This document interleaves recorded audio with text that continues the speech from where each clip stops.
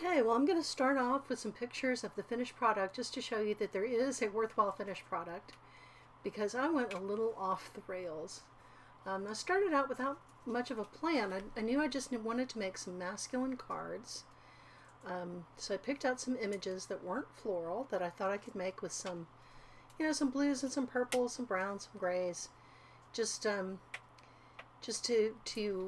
appeal to a broader group of recipients.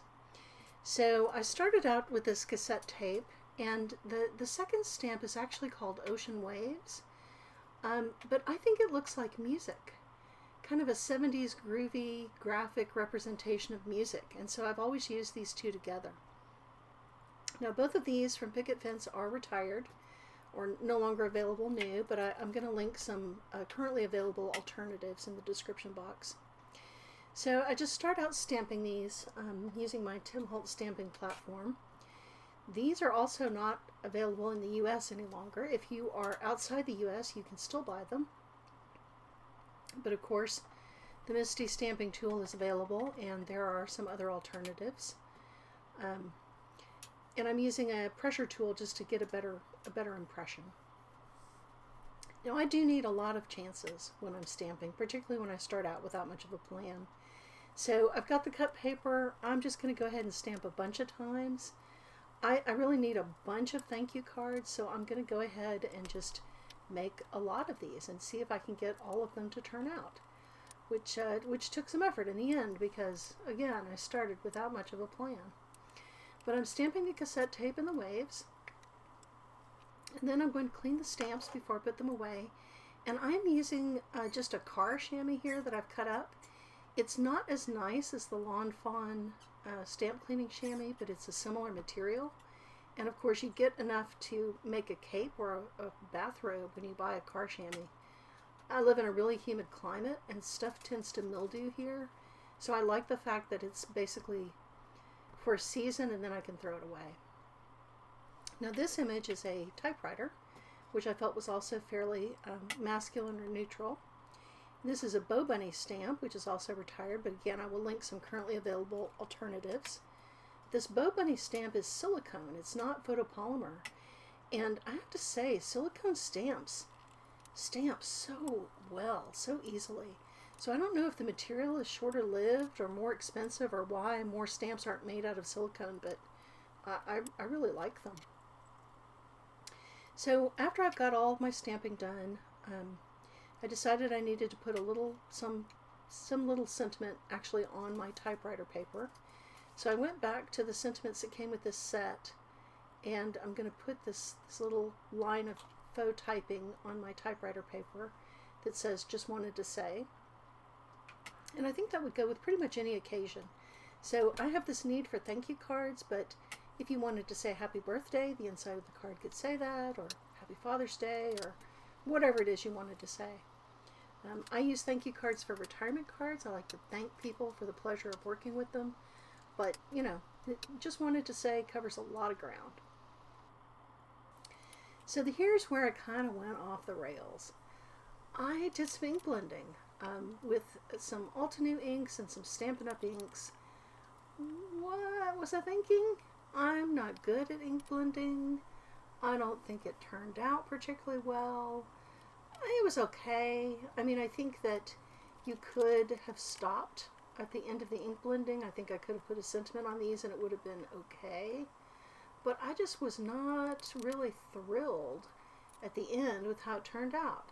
So I did try it in both shades of blue and shades of purple, using just a variety of different shades of ink. And yeah, not really impressed.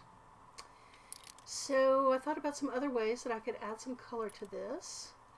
I'm still just working at ink blending though. The brushes are just color-coded makeup brushes. They work great.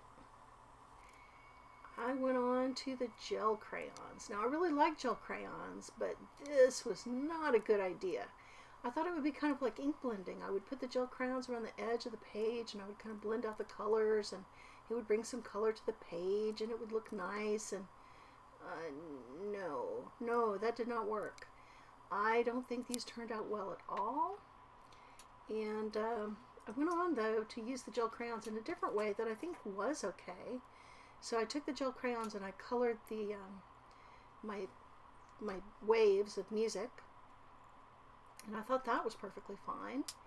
And the beauty of these gel crayons is that they blend so beautifully. So I usually put just a little bit of water on my silicone placemat that I'm working on, just to make it blend a little bit easier. I think you could probably do this without that, but it does make it go faster and easier. And then I use the gel crayon to color in the label of the tape. So I thought that was fine as well. I thought that, you know, brought some color to the scene, and I thought it looked okay. So there was a use for the gel crayons, it just wasn't adding background color. That didn't work out so well.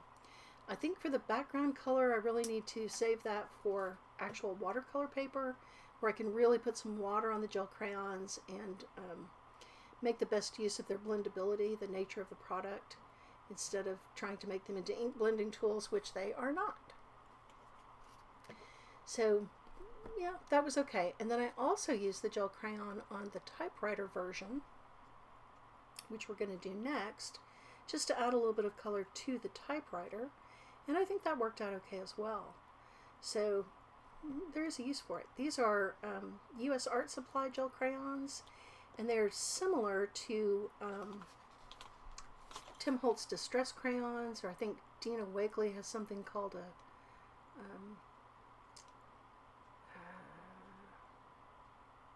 I'm blanking on what the Dina Wakley version is called, but there's several different types on the market, and they're all fairly similar. I have the Tim Holtz Distress crayons in particular in the metallic versions, and it is kind of hard to tell the difference. Now, obviously, the Tim Holtz version comes in the Distress colors, and the U.S. Art Supply just comes in U.S. Art Supply colors. So there's definitely some appeal to having those Distress colors in a pigment stick, but the nature of the product is largely the same. So I'm using the water here again to just blend out this gray color that I'm applying to the body of the typewriter, not being too terribly careful. I think you get the idea that this is a typewriter without me being super precise with this coloring. And it does make the card production quicker to be pretty casual about the color. So then I looked at where I was with all my work and decided that it needed help. So I did a bunch of fussy cutting, I did a bunch of die cutting, trying to figure out how I can save this work that I've already done and make it into something that I can actually use.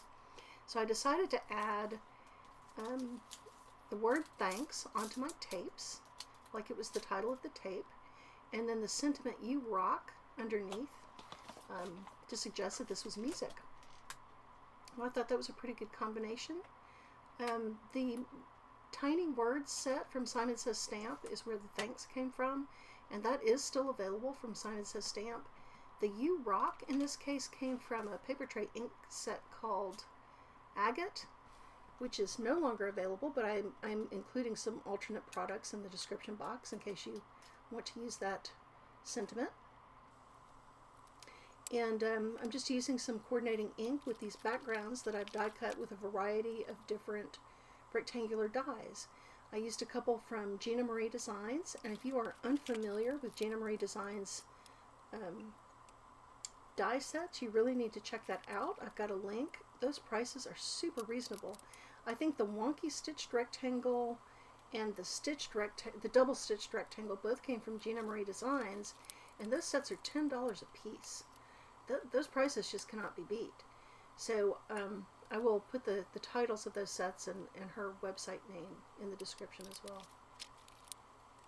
So after I go ahead and put my sentiments on to all of these, I'm going to go on and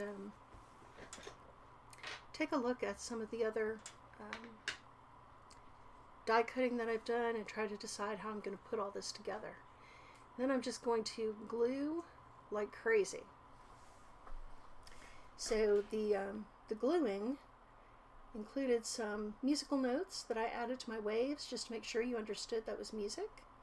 And I also fussy cut the typewriters in most cases and die cut some words and put everything together. The glue that I'm using is Elmer's Extra Strong. that I put in a needle nose bottle. And I have to say that I've tried a variety of glues. I think I emptied out my bin and I had 14 different kinds of liquid glue. This is why I'm on a spending hiatus this year. And the glue pens are nice. They're really nice. And art glitter glue is really nice. But the most expensive version of glue that I tried was 36 times more expensive than the least expensive glue. And Gina K Connect in a glue tube is not 36 times nicer than Elmer's glue in a 1 ounce needle nose bottle. So I was giving some thought there to maybe using a slightly different angle for this, and I decided to go with it. So I'm just testing it out and gluing everything together. And that really brings us to about the end of the project. So I've got some photos here of the finished product. I think they made some very nice cards that I would be happy to send to any gentleman. Thanks for joining me.